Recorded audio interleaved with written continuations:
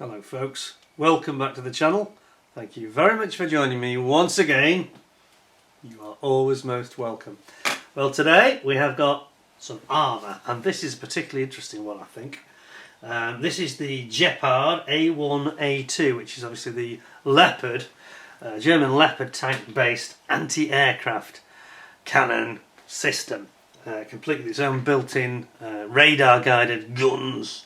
Now this is particularly interesting because, of course, this is one of the weapons that Germany has actually, I think Germany and I think Poland have offered them for Ukraine. They're going to be used in Ukraine, and there's actually video footage on the internet, on YouTube, that I've seen that showed them shooting down drones and missiles, I think, as well as aircraft, of course. So they're very capable.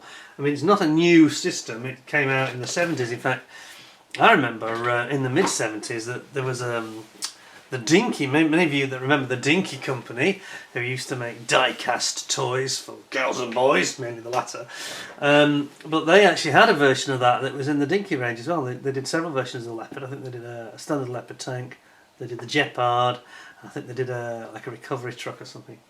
So it's not new technology, but they are remarkably effective. I was quite surprised when I saw the shoot down of this low-flying missile or drone in Ukraine, and there was I think a sort of second video where they were shooting down incoming missiles at night.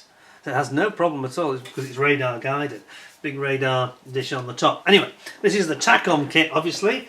So this is Takom's kit number 2044X, limited edition. It only came out in the last 12 months. This one. Quite plain boxing, I have to say. So let's take a look. Now this is not my property, so yes, I'm wearing the gloves again. So we have to be a little bit careful with it. Let's have a look what we've got. So it says on the front, this is not a toy, blah blah blah. Okay, it's not telling us anything really. Takom 2022. There we go. So it's right up to date. Let's see what we have got then. Okay. Oh, looks like rather a nice instruction. Let's just zoom in a bit. That looks rather impressive, doesn't it? That's quite a nice way to be greeted when you open the box. It says the Flügerwehrkanone-Panzer Gepard, better known as the Flak Panzer Gepard, first developed for the Leopard 1 in the 60s and entered German service in 73. So there we go, I was right, mid-70s. 420 of these Spags were built for the Bundeswehr and also served in the armies of Netherlands, Belgium, Brazil, Chile, Jordan and Romania. I think Poland have got them as well, I'm sure they have now. But anyway, the Gepard features an electronically powered turret which houses a pair of belt-fed 35mm L90 Oerlikon KDA automatic cannons which provide a fire rate of 1100 rounds a minute. It's quite fast, isn't it? For big, 30mm, 35mm I should say. A mix of anti-aircraft and anti-personnel rounds, so it can be used on the ground as well. Uh-oh, sounds nasty. Effective range of 5,500 metres. The weapons are guided by a search radar at the rear of the turret and a tracking radar at the front of the turret. Okay, so that's the kind of traditional radar at the back, and this actually tracks the incoming target and gives the final guidance to the guns on the front one. Incredible. It provides 360 scanning out of range for 15 kilometres, so it's very capable by the sound of it. Well, that's quite a good intro, isn't it, as well? That's something that, again, I've mentioned this, some of the Takom are doing this quite well now, unlike many others in the Far East, like Border and Kinetic and various others, but they've given you quite a good write-up there. So here we've got a box full of goodies, and there's quite a lot of stuff. My goodness, it really is. Oops. No 2X, but be careful with that. And I think they're all in resealable bags. If they're not in resealable bags, I probably won't open the bag, as I say, it's not my property and I don't want to mess it up. So, we have got some clear parts. It's just little lenses for the periscopes and lights. I'll just leave them in the box, I think. So let's have a read through these instructions. Put that over there. And I'll tell you what, I'll put them out one, put them in the other. That would be the best way forward, wouldn't it? I'm just going to slice you there with some stuff of this. Right, now then. Oh, tracks look interesting. Right, let's have a look at this then. Bring you right in for it, so you can have a proper look. at the Gepard, 1/35 scale of course, usual thing, sprue trees at the front showing you all the parts that are going to be used, and you get straight into it. So it's got a bathtub style hull, this kit, so yeah, that means you don't have to do too much construction to get it started. Putting in your shockers, your torsion bars and your springs, dampers, and then we've got the drive system front and rear, the idler system at the, is it idler at the rear, drive at the front on this one, can't remember. No, I think the drive's at the back, isn't it? I think so. I'm not a leopard expert, you'll have to forgive me. Then you've got to make up all of your road wheels, and then you've also got some holes to drill in the top of the hull. So you put your road wheels in, voila, like so. And you've got your periscopes, the clear parts I just mentioned, they're going to go in here. And then we've got some is that the searchlight? What is that? Looking not terribly clear, are they? Am I missing something here? Where does that go next? Doesn't mention it again. That's very odd. Anyway, I'm finding that difficult to follow, to be honest. But anyway, then we've got the top of the actual main hull, upper hull, and you're putting in your hatch, main hatch for the driver, etc. And we have got various bars. We've got various tow hooks going in, and moving on, we have got stowage boxes. You've got your turret ring with a little trim piece, it looks like, going in there. Do not break. Very fragile. I think that's what the little broken heart means. Don't break, it's fragile. And then we've got lights going on. We've got the top of the stowage bins coming in. Various bits and bobs like the mirrors to go on. And then you've got your main top, the ring, the trim ring as it were, for the actual turret itself. Plus you've got the mesh grill to go on here. It's going to go over the engine. And we've got the back of the tank, the rear hull bulkhead going in there. Some spare tracks coming in. And actually it is the tracks. That's a very odd thing, isn't it? This is a bit like kinetic. They're actually showing number 12. Okay, no, it's the way they've done it. They've gone 11, 12, 30. How very strange. That should, surely you would. Sorry, let me just zoom this back. Look at that. 11, 12, 13 in that way. Wouldn't you go 11, 12, 13? That's very odd the way they've done that, because it shows you assembling. That's what made me realise. It suddenly has tracks on it here that just appear, but obviously it's just the way that they've actually shown it on the page. So you have a polycap here that goes in at the end of each pin on the end of the actual track link assembly. So it's that's a little bit unusual, isn't it? It's a polycap, you don't glue it, so you've got working tracks. And then we've got mud guards going in, whoops, right in the picture, mud guards going in there. And then we have got some cable. I'm a bit wary now about the way they're doing these pictures because I think they're going in a very odd order. You've got your tow cables going in there, your turret with a couple of bits that you just have to remove with the knife there. And then you've got the A2 version turret, A1 version versus A2 version. Slightly different bits to change there in terms of the drilling of the holes. And then you've got all the periscopes and lights that are going on top of the main turret.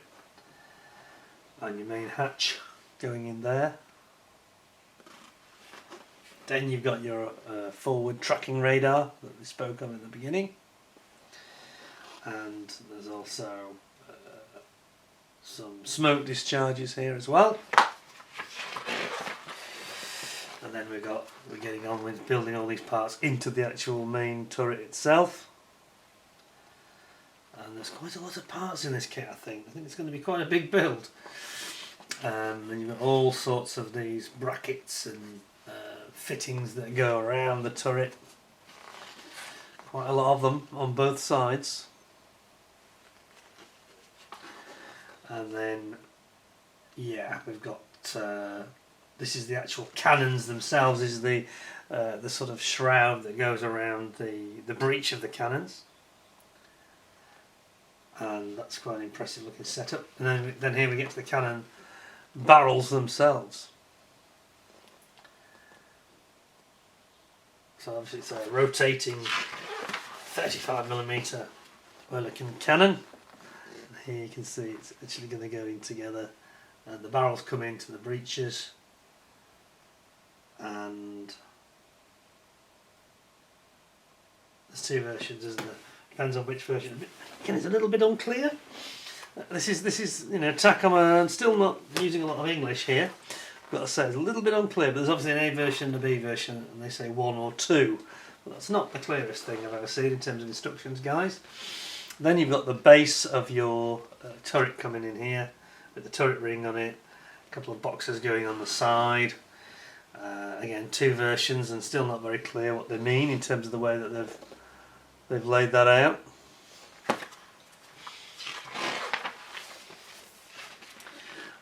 And then here we've got, this is the radar system. They're going to build up the radar system at the back of the turret for the main radar, which basically is the finder radar, if you like, traditional radar.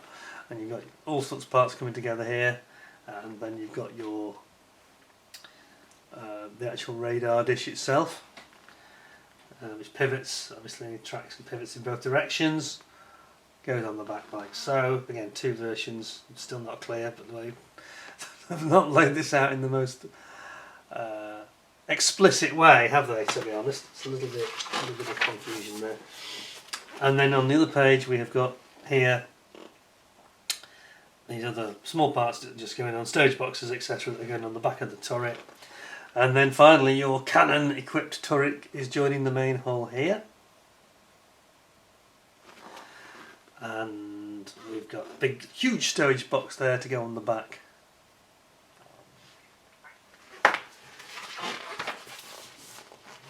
And then you're just going to round it off with some armour plated side skirts here to protect the tracks. And that's really it, really. Then you're onto your paint guide. You've got a proper Gepard leopard with leopard spots. Zoom this in a bit so you can see a little bit better. Yeah, we've got some nice leopard spots here. The Spag A1, A2.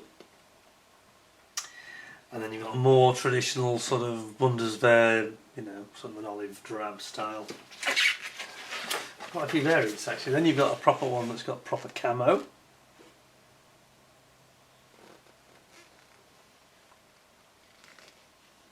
It's quite an imposing looking machine, I have to say. Unusual. Big. I think they weigh 60 tonnes these days. I think it was 55, 60 tonnes. Quite a lot. Having all those cannon barrels must make it heavier than a standard tank, obviously. You've got all the radar equipment and the extra barrels, etc, etc. And then yeah, there's another almost like a Gulf style camo there. Yet more versions here. It just annoys me a little bit. This is another thing that gets me with Takom. They don't sort of say, and this is the such and such division.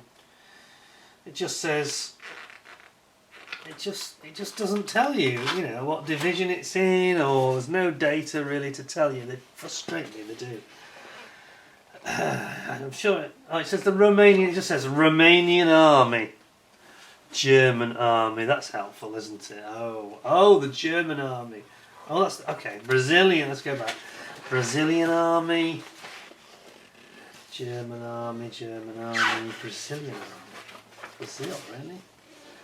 Belgian Army, okay. It's written so tiny. You probably spotted it, I didn't. It's really small writing, but anyway, there we go.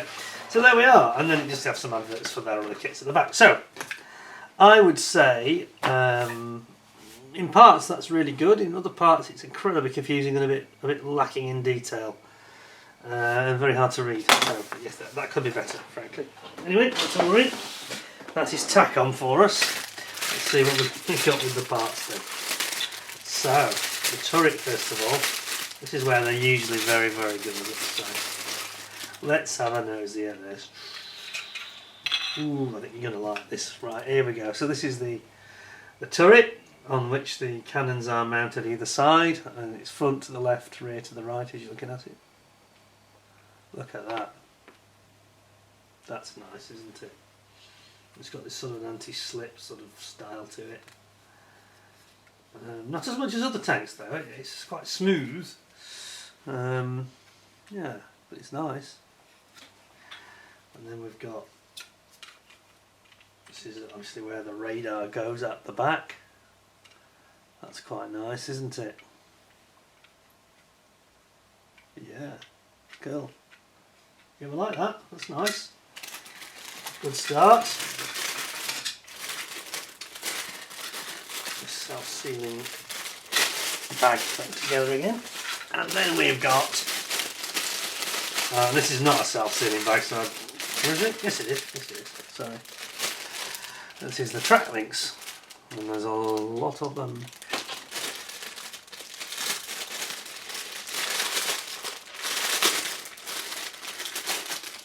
Lots and lots and lots and lots. So this is actually, gosh, ooh.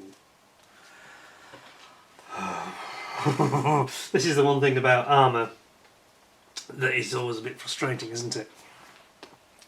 I mean, compared to aircraft, you know, you get a lot more leeway with your painting and your weathering. It's much easier to paint and weather an armour kit. Also easy to build them because you can cover up all sorts of mistakes. But then you come to the almost inescapable nightmare of building the tracks. Those are just the end pins in actual fact. Which look nice. They're kind of rubbery. Quite nice. It's going to be quite involved though. That's for sure.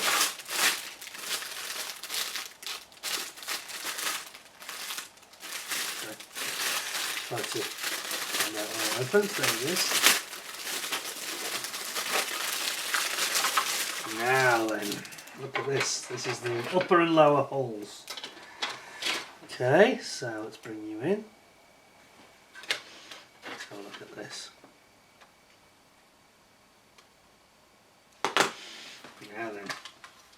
Yeah, very, very nice. And it's got these high grip areas where they have an anti-slip area for the soldiers to actually walk around on when they get out of the tank and not slip, obviously. High grip on top of the hatch.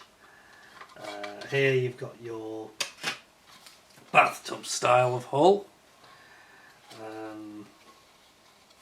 Yeah. I'm not sure it's as nice as the Ryefield model. Does it give a date on it there? Interesting, it's got 2016 on the hull. So yeah, obviously some of these parts were moulded earlier for an earlier version and they know that they are the same, so they've used those older parts. So that's a 2016 moulding there. It kind of looks it. That's not quite as crisp, shall we say, as some others we've seen recently, like that recent Ryefield. Quite rapid. Was it the A6? Memories going. Yes, but it is nice. Does this have a date on it as well? Yes, also 2016. So I think it's basically a generic Leopard chassis and hull, really. That's all you can say about it. But it's very nice. You've got these stowage boxes on the side, which actually they've done rather well, haven't they? Look at that. That's quite nicely done. Yeah. Yeah, those are okay. And it's nice, you know, there's nothing wrong with it at all. It's just an earlier moulding. So we're obviously going to come to some 2022 parts in a second, which will be those turrets, I guess, which you saw. I suspect there'll be a lot of other 2022 parts. We'll get into it properly. Here we've got a big bag of, let's have a look at these. A huge bag of track and track links. So this is where the nightmare begins, isn't it? Just take one of them out and have a look. So there are 1, 2, 3 in total. 3 sets. And they're nicely moulded, I've got to say. Very nicely moulded. Actually got 2013 on this, so it's a real mixture, this kit, in terms of when it was produced. Obviously it's an update of an earlier kit, basically. You can see there, those are very nice. Then you've got these pins at the end which holds the two pin links in place. And of course you have those little, I think the little pad inserts that we saw before. So yes, a lot of these to work on for you. It goes on and on and on and on and on. On forever. Almost. I don't know how people manage with them really. I think the thing is, it's like anything, isn't it? You've just got to be patient, I suppose.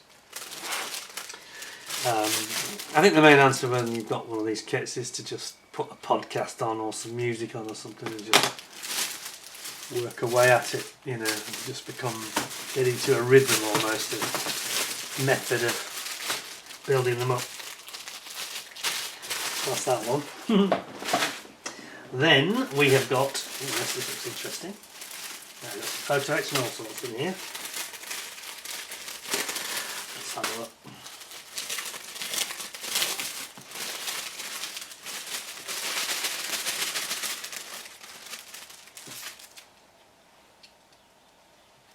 Right, that's quite nice.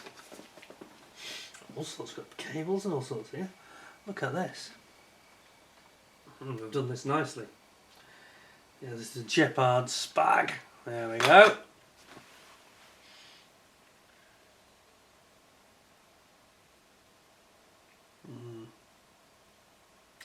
Yes, it's quite thin as well. Very pleasant. Almost looks like a keyhole, doesn't it? That's for the main cooling grill on top of the engine. Then on the other side we've got some interesting items like the tow cable. Cable. Hey, that's really cool. I like this. Sometimes they use like cotton and it doesn't really work, I don't think. But this one, it appears to be real metal cable. That's really quite impressive. It feels metal. Sounds like metal. It is metal. It feels like it, sounds like it, probably is it. There you go. That's a nice bit of cabling. And then we've got some decals.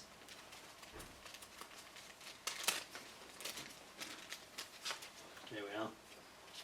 Oof. Well, there aren't that many considering all the different countries it's been used in. You've got obviously the Brazilian ones here. Yeah, quite nice decals actually. Where are they produced? Does it say? No, it doesn't say. Must be Takom's own then. They do seem rather nice actually. Very good. So that's the decals. We'll put all this in together so it's safe. So the owner doesn't get a hodgepodge of, gets his kit back and finds it's in a mess or broken, like some people have done. Well, less said about that the better last year, a little incident, but anyway. Oh, and this is actually, just realised there was a little bit of a technical data sheet with the correction on it, so there's a couple of extra decals for the correction. Wow, okay, that's cool. Just pop them together, get our little bit of cabling in there, and in you go. That's it. Some polycaps, usual thing. Nothing to get too excited about. Yeah, it's a nice kit, isn't it? Don't know why they had to put it in such a big outer bag. Strange. Shouldn't complain there, I suppose. Always good to have some packaging to protect it. Right. Moving on. Next. Turret ring.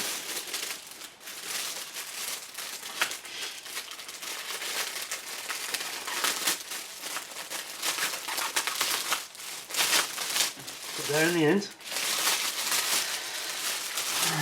So, oh nice, okay, how about this? So we've got those protective skirts for the tracks here. I have to say that's been rather nicely done. It's got this lovely kind of a cross-hatching embossing effect in it. That looks very good. Then we've got our radar dish itself, the actual dish. That's cool. See on both sides. There we go. Then we've got the rear, which I have to say, when I look at that, it doesn't half remind me of a panther tank. What do you think? It looks like a panther, doesn't it? Two hatches, of course, escape hatches there. And then you've got your turret ring now. This is nicely moulded, I've got to say. This sort of venting here, that's very well done. It just looks fantastic. And then obviously this is the where the cannons go. It's the base mounting for the cannons. Very nice. Unscrew that. So far so good. And then we have got actually I'm going to go with the wheels.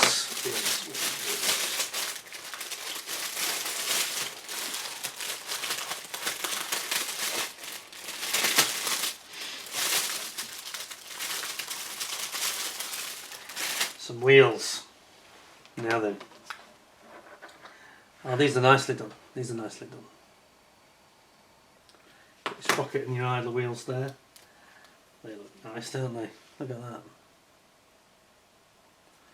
Very nicely moulded. Got nice bolts in the wheel hubs. And then we've got some beautiful, nice fine detail here. We've got the torsion bars. We've got towing hook, towing eye. Got those shockers I mentioned, shockers and suspension. And then we've got various small parts all in the suspension. We seem to put it all on one sprue together. We've got trunnions and idler wheels, little idler wheels here for the top of the track. Very nice actually, I like that, that's cool. Really, really good. And it's an interesting subject, isn't it? I think it's, I mean, this was brought out by accident, you might say, by Takom, and I'm sure there's more interest in this kit than there's probably been in most of the leopards, because very early doors I think they were using them in Ukraine maybe September, October 2022. I think it's the first thing we got. Anti-aircraft is something that was needed, of course, especially against these drones and cruise missiles and things like that. So we have here sprue number, what is it, D? Ooh, some more fine parts here. Look at this. And absolutely, there's a lot of parts in this kit. It's going to take a while. This is. But look at they're very nice in terms of the quality of the actual presentation of the parts. There's no flash on them or anything. It's not like I've had with this kinetic Sea Harry I've been complaining about, which has taken a long, long time because there's a lot of cleanup on those. Not here.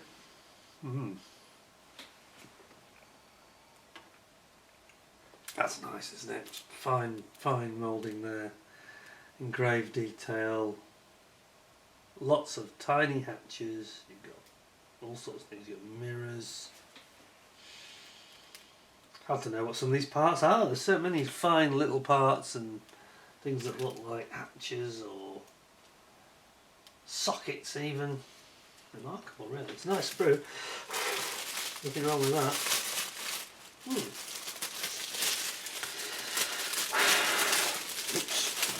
It's in the bag, it doesn't want to go. Fighting!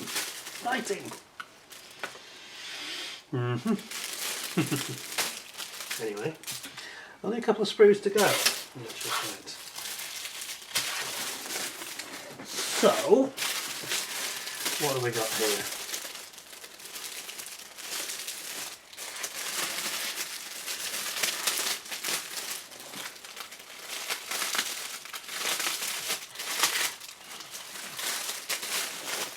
Now then. So this is a lot of the parts to do with the radar system. And yes, it looks pretty impressive actually. So, look at that. The radome.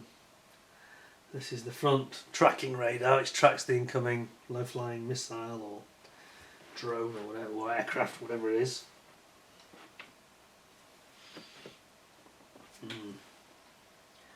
Very detailed, no flash. There's no ejector pins. They've used these like ejector pin press points. That are lugs that are, you can just cut them off, so you can avoid the ejector pins completely with that. Oh, look at this. That's nice detail. Look, that's cool. Cooling vents. Yeah. Is that ejector pins? There are one or two ejector pins actually in places I wouldn't have expected. Here. Quite perfect. Okay.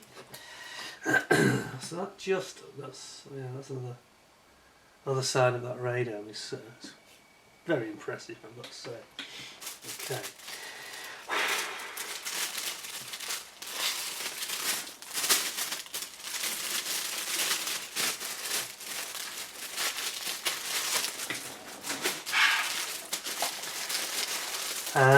Pom pom pom.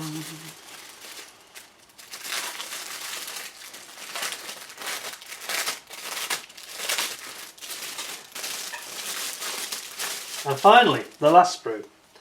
This is the cannons themselves. So this is the sort of business end of the whole vehicle, really. So we have got here, 35mm Oerlikon cannons. It's probably best seen on this side, isn't it? Yeah, there we go. Look at that. Yeah, they have like a cooling tube, don't they, to keep the barrels cold, I think. That's what you can see here. On the top, it's a cooling tube, cooling system. Wow. Yeah, it's a meaty old machine, isn't it? It's got some ass-kicking cannons on it, there's no question about that. That's a mighty weapon. Wow. Very nicely moulded again, beautiful, flash free, pretty much flawless, you know. Yeah, there's no ejector pins on this one. There shouldn't be. So, there we have it. So that's the Takom Gepard. Based on the Leopard, of course. And currently serving in Ukraine, in the Ukraine war. For the Ukraine army. And that is the lot. So, what do we think then? Well, it's a really nice kit. Clearly it's an evolution, as I said, of some earlier versions of the Leopard that have been brought together to create this variant, it says. Let me get this back in very well, yeah.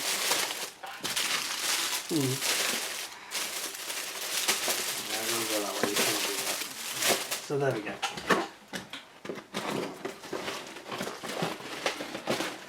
Gepard A1, A2, what do I think of it? Well, yeah, instructions could have been better. I think it's going to lose a point for the instructions. Combination, one or two ejector pins which I would have liked to see elsewhere, but it's certainly a 9 out of 10, you know. A bit more attention to the instructions and a bit more clarity, but things like that metal cable, that was really nice. The parts are well formed, just looked a bit cruder, didn't it, underneath the hull.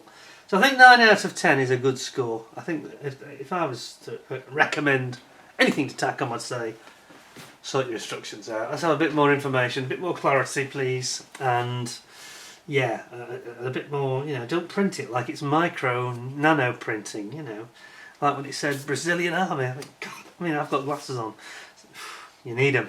You're going to need them. But then again, with that many parts, does it say how many parts there are? Does it actually tell us? I don't think it does. Made it inside. I reckon there's about 450 parts there, probably. It's a lot. Well, more if you include the track links. Anyway, it's a nice kit, and it's very pertinent, very interesting subject because of what's happening in Ukraine. Ukraine army now using these to defend themselves. So, 9 out of 10 from me. Hope you'll give me a 10 out of 10 with a thumbs up, a like. And don't forget to subscribe if you haven't already been subscribed to the channel. And if you are a subscriber, ding the notification bell so you get quick early alerts of upcoming new material and content. Wouldn't want you to miss out on anything. That's it from me for today. Thank you very much for joining me though. Hope you found it interesting. Until next time, please look after yourselves. Take care. Thanks a lot. And bye for now.